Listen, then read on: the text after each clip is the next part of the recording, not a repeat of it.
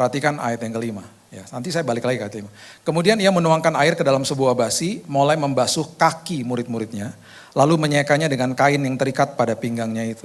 Oke. Dia membasuh, dia menyeka, apa yang diseka, apa yang dibasuh, kaki. Kaki adalah lambang sesuatu yang sangat kotor. Hari ini yang sedang dibasuh sama Tuhan, yang sedang diseka sama Tuhan tiap hari adalah pikiran kita. Ini tempat yang paling kotor. Waktu saya dan saudara terima Yesus sebagai juru selamat, kita mengalami proses namanya justification. Kita dibenarkan sama Tuhan. Hari ini proses yang kita sedang alami adalah namanya sanctification, pembaharuan budi yang atau kalau istilah saya sekolah kehidupan lah. Under construction. Karena pikiran saya waktu terima Yesus tahun 98 masih penuh sampah. Pikiran, perasaan penuh sampah, emosi penuh sampah. Saya perlu dikuasai sama firman Tuhan setiap hari sekolah kehidupan. Nah, Yesus sedang memberikan sebuah metafor, dia sedang kasih tahu, dia ngajarin murid-muridnya, dan kisah ini ditinggalkan untuk kita. Membasuh, menyeka kaki. Saat itu yang paling kotor adalah kaki. Saat itu nggak ada Converse, nggak ada Vans, nggak ada Adidas, nggak ada. Yang ada kasut. Jadi kaki kotor.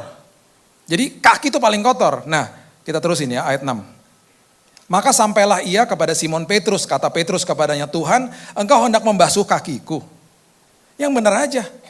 Masih seperti kebanyakan orang Kristen juga masih berteriak, yang benar aja Tuhan, masa segitunya sih Tuhan layakkan aku?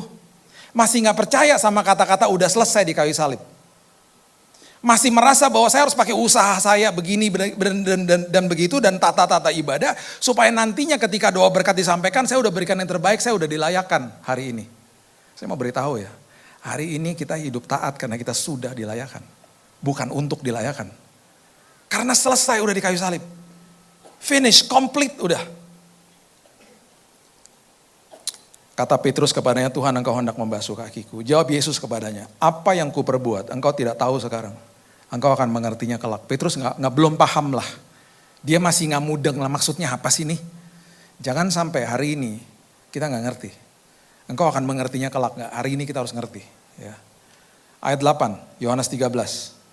Kata Petrus kepadanya, engkau tidak akan membasuh kakiku sampai selama-lamanya. Enak aja. Ini kan bagian paling kotor. Udahlah, memang aku gak layak lah Tuhan. Memang aku banyak dosanya lah.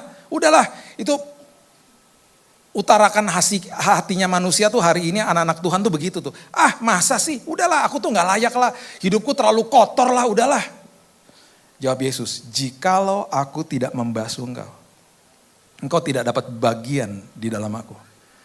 Kalau kita baca ini, kita mungkin berpikir gini, kalau Tuhan gak basuh pikiranku berarti aku tidak diselamatkan karena mendapat bagian di dalam aku.